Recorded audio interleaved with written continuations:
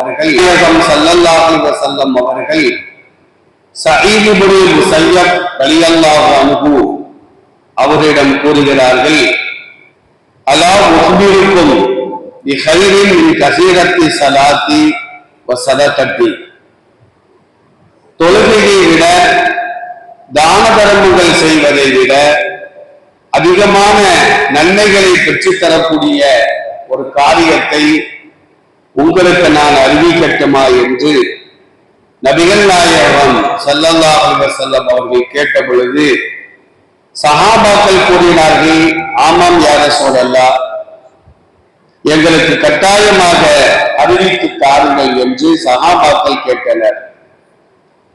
அதற்கு நபிகள் நாயகம் ஸல்லல்லாஹு அலைஹி வஸல்லம் அவர்கள் தொழுகையை விட தான தர்மங்கள் செய்வதை விட அதிகமான நன்மைகளை பெற்றுத்தரக்கூடிய காரியங்கள் என்னவென்றால் இஸ்லாஹு தாத்தில் பைன், சண்டையிடக்கூடிய இருவருக்கு மத்தியில், இரண்டு குடும்பத்தாருக்கு மத்தியில், இரண்டு ஊர்வாசிகளுக்கு மத்தியிலே சமாதானத்தை ஏற்படுத்துவதுதான் தொழுகையை விட தான தர்மங்கள் செய்வதை விட சிறந்த காரியம்.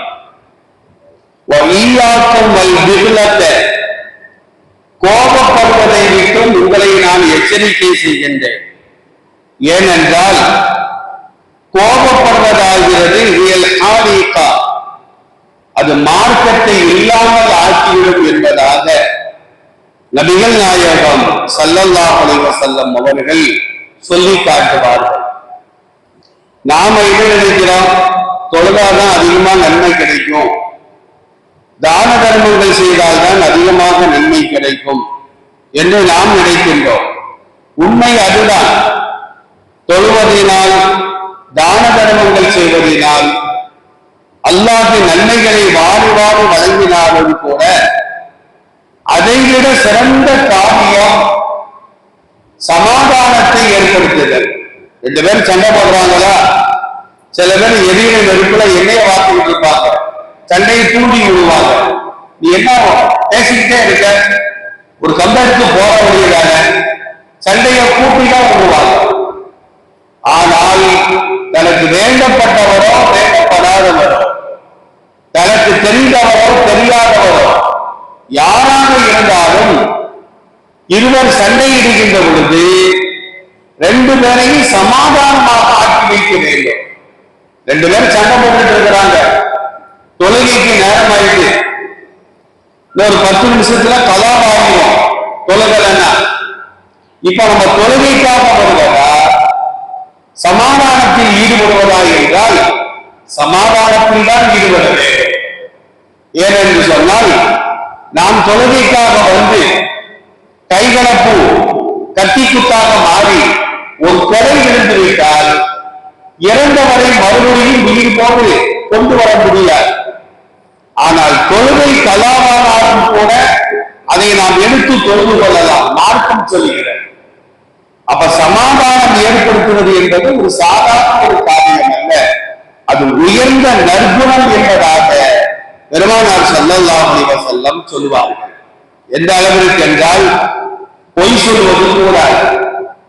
ஒருத்தன் பொய் சொல்றான் அப்படின்னா அவனோடு இருக்கக்கூடிய வானவர்கள் 1 மைல் தூரத்திற்கு சென்று விடுவார்களா, ஏன்னா வாயிலிருந்து அவ்வளவு துர்வாட போகும். நீங்க அந்த பொய்யை சர்வசாதாரணமாக நாம் மொழிப்பட எல்லோரும் பயன்படுத்தி வருகின்றோம். அந்த பொய் கூட சமாதானம் செய்து வைப்பதற்கு பேசலாம், பொய் கூறலாம், மார்க்கம் சொல்கிறது. நபிகள் நாயகம் ஸல்லல்லாஹு அலைஹி வஸல்லம் சொல்வார்கள், இருவருக்கு மத்தியிலே சமாதானத்தை ஏற்படுத்துவதற்காக பொய் சொல்லக்கூடியவன் அவன் பொய்யரே அல்ல. ஒரு கணவன் மனைவி சண்டை போடுறாங்க, ஒரு அண்ணன் தம்பி சண்டை போட்டுட்டு இருக்கிறாங்க, இந்த 2 பேரையும் சேர்த்து வைக்கணும்.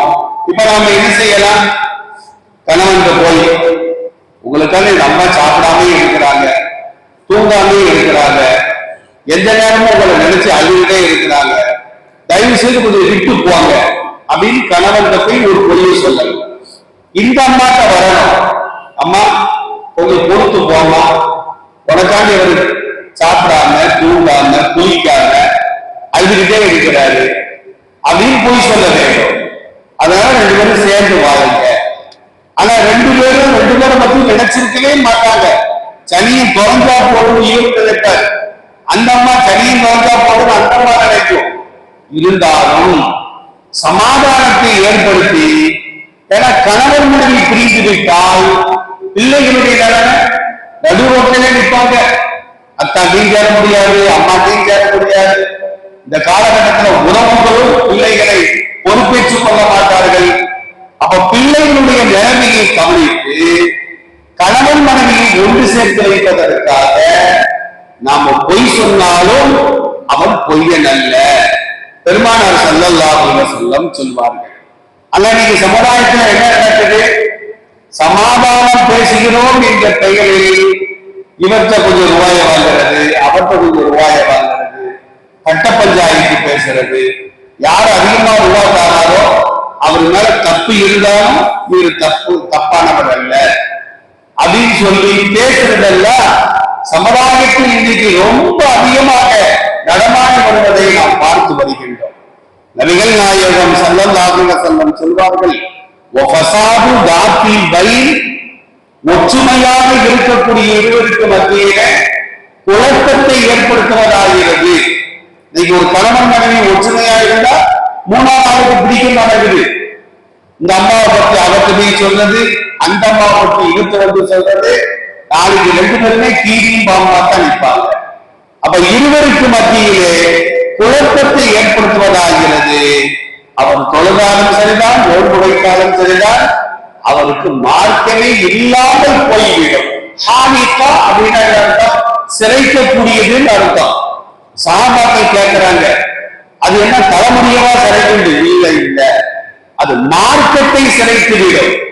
தலைமுடியை சிறைத்தால் தலையில எப்படி முடியில்லாமல் போய்விடுமோ அது ஒன்றுதான் குழப்பத்தை ஏற்படுத்துவது, ஒற்றுமையை சீர்குலைப்பது, பொய் பேசுவது, இதுவெல்லாம் மார்க்கத்தை இல்லாமல் ஆக்கிவிடும். அதெல்லாம் கெட்ட குணங்கள்.